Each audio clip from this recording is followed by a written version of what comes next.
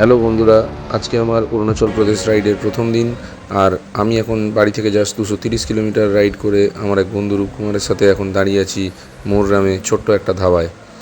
এখান থেকে আমরা ডালখোলা হয়ে ফুলবাড়ি পর্যন্ত একসাথেই যাব, কিন্তু ওখান থেকে আমাদের রাস্তাটা আলাদা হয়ে যাবে। আমি চলে যাব ফুলবাড়ি থেকে ধূপগুড়ির দিকে, যেটা আমার বাড়ি থেকে প্রায় 646 কিলোমিটার।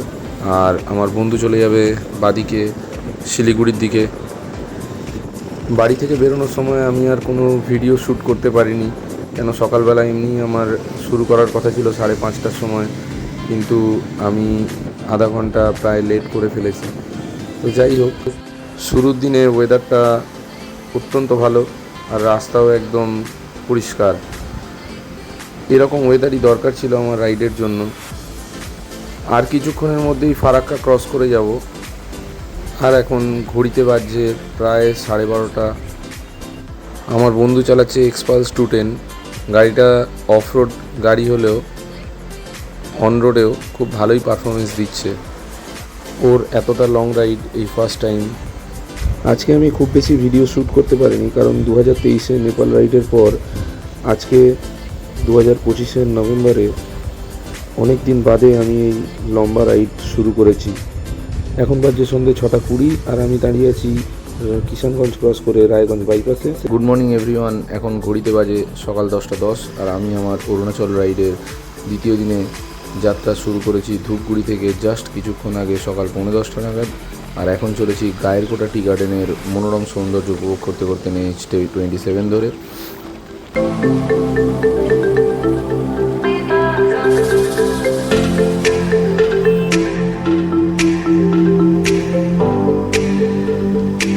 কালকে আমি ধূপগুড়ি ঢুকলাম রাত্রিবেলা প্রায় 9টা নাগাদ।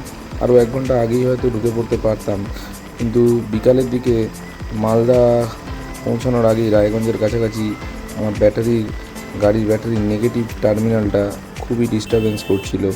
বারবার গাড়িতে কারেন্টটা অফ হয়ে যাচ্ছিল। তো আমি তো খুব চিন্তায় ছিলাম।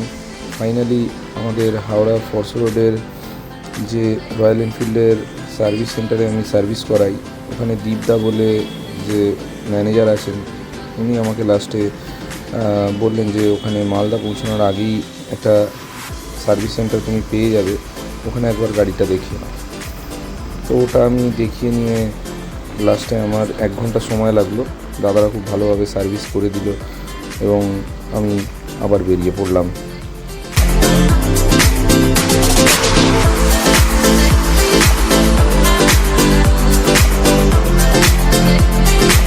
এখন ঘড়িতে বাজে সকাল 11:15 আর আমি জাস্ট কিছুক্ষণ আগে হাসিমারা ক্রস করে জলদাপাড়া ফরেস্টের মধ্যে দিয়ে এগিয়ে চলেছি আসামের দিকে।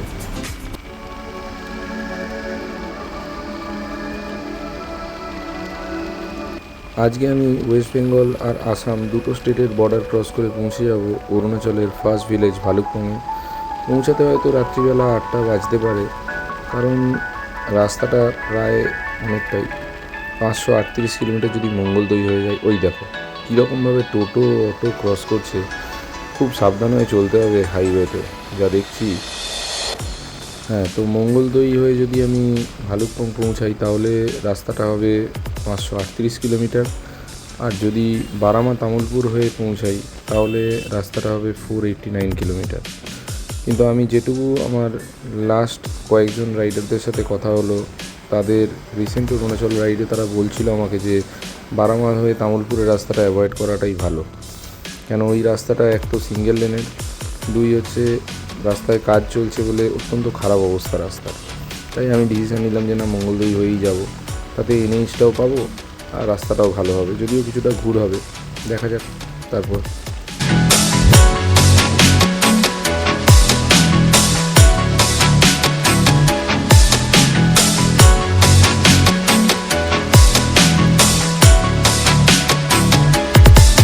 সত্যি এই মেশিনটা কেন যে অসাধারণ সেটা আজকে এই লম্বা রাইডে না এলে হয়তো কখনোই বুঝতে পারতাম না।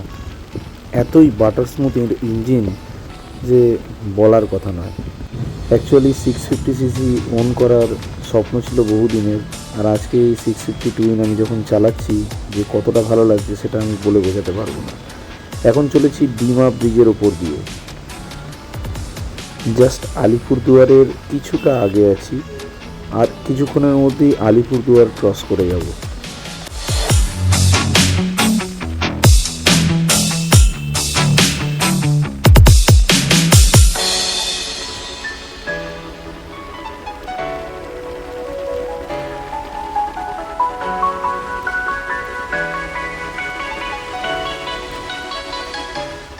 অরুণাচল প্রদেশের এই সোলো রাইডটা হয়তো সোলো হতো না, কারণ আমার সাথে আরও 2-3 জন যাওয়ার কথা ছিল। শুধু সময়ের একটু মিসম্যাচের জন্য কিছুতেই সেটা হয়ে উঠল না। কিন্তু আমি যাব মানে যাবই, তাই ফাইনালি একাই বেরিয়ে পড়লাম। আর আমার ফাইনাল ডেস্টিনেশন বুমলা পাস।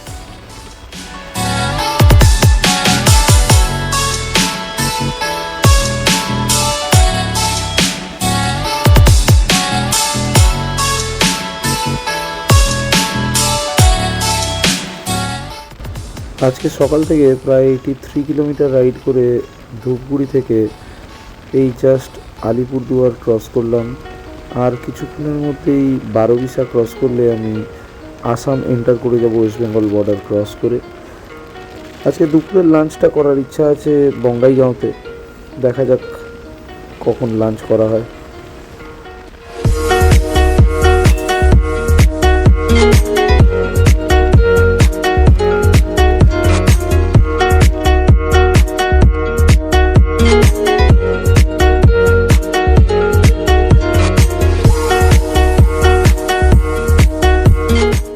এখন ঘুরিতে পারছে বিকাল 4:15, আর আমি সকালবেলা ধূপগুড়ি থেকে এখনও অবধি প্রায় 321 কিলোমিটার গাড়ি চালিয়ে নিয়েছি। এটা এখন আছি বালাকুচি বলে একটা জায়গায়, যেটা নলবাড়ির খুব কাছে, আর বঙ্গাইগাঁও থেকে এটা প্রায় 116 কিলোমিটার। প্রায় সন্ধে হব করছে, রোদ্দুরটা একদম পড়ে গেছে, আর এবার আস্তে আস্তে ঠান্ডা ঠান্ডা হালকা হালকা ঠান্ডা লাগছে। দুপুরে 1:30 নাগাদ আজকের লাঞ্চটা বঙ্গাইগাঁওতে সেরে নিলাম। তবে ওটা লাঞ্চ ছিল না, জামাই বাড়ির খাওয়া দাওয়া, এটা বোঝা সত্যিই খুব মুশকিল ছিল আমার জন্য। কারণ 3 রকম ডাল, 4 রকম ভাজা, একটা শাক, সেটাও খেতে খুব সুন্দর ছিল, আর তার সাথে মাংস দিয়ে আজকের পেট পুজোটা যা হলো, আমার আর উঠতে ইচ্ছা করছিল না। যাই হোক, এই সাংরিলা বলে রেস্টুরেন্টটাকে আমি মার্ক করে রাখলাম, যদি সুযোগ হয় তাহলে ফেরার পথে আরেকবার খেয়ে যাওয়া যাবে এখান থেকে। আরও একটা জিনিস তোমাদের বলে রাখি, দামটা কিন্তু নেহাতি অবাক করা। মাত্র 80 টাকা প্লেট ছিল ভেজ থালি, আর মাংস নিয়ে সেটা ছিল 200 টাকা, যেটা সত্যি খুব বাজেট ফ্রেন্ডলি।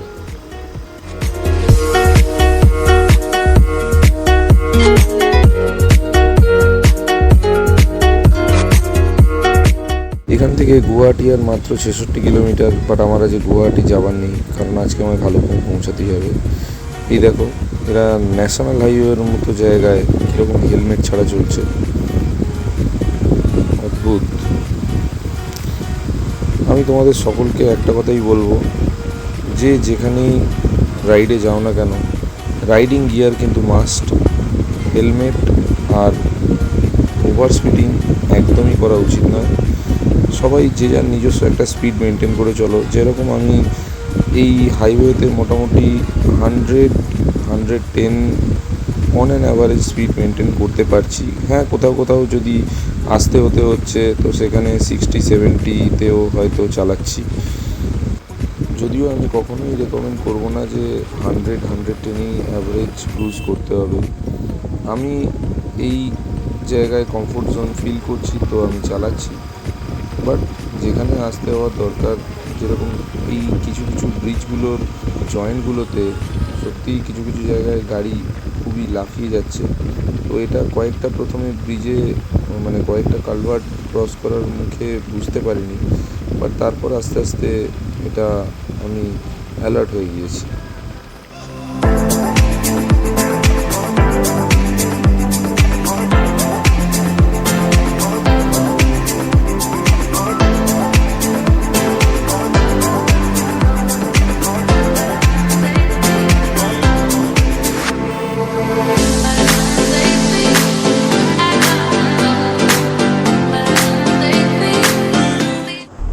এখন ঘড়িতে বাজে ঠিক রাত 9:10 আর আমি চলেছি Nameri national park and tiger রিজার্ভের মধ্য দিয়ে। জায়গাটা পুরো শুনশান, গাড়ি খুবই অল্প যাচ্ছে। আমি অ্যাকচুয়ালি এই রাস্তাটা না ধরে হাইওয়ে ধরাই উচিত ছিল, কিন্তু রাত অনেকটা হয়ে যাচ্ছে আর আমাকে তাড়াতাড়ি পৌঁছাতেও হবে, তাই জন্য আমি শর্টকাটটাই নিয়ে নিলাম। জানি না এখানে রাত্রেবেলা বাঘ বের হয় কি না, কিন্তু এলিফ্যান্ট করিডোর তো আছে, আমি শিওর। নেহাত গাড়ির আলোটা অত্যন্ত ভালো আজকে সাথ দিচ্ছে আমার। এই এই মেগা ড্রাইভটা যদি কেউ ইউজ করো তাহলে আই থিঙ্ক খুব বেটার রেজাল্ট পাবে। দেখতেই পাচ্ছ পুরো চারিদিক অন্ধকার, কিন্তু আলোটা অত্যন্ত ক্লিয়ার দেখাচ্ছে।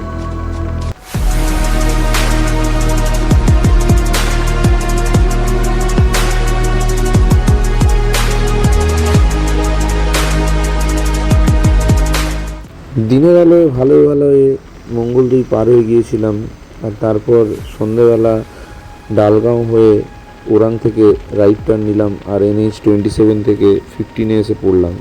আর তারপর দেখিয়াজুলি হয়ে ঠেলামারা থেকে আর তেজপুরের দিকে গেলাম না, কারণ রাস্তাটা বেশ একটু ঘুর হয়ে যাবে, তাই বাঁদিকে বালিপাড়ার দিকে চলে এলাম শর্টকাটটা নিয়ে। আর এখন অনেকটাই কাছে চলে এসেছি ভালুকপংয়ের।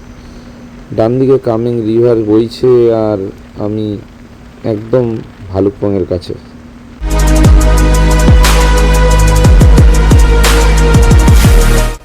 এই সেই welcome to the land of rising sun. ভালুকপংয়ে আমি পৌঁছে গেছি, এখন বাজে রাত 9:15।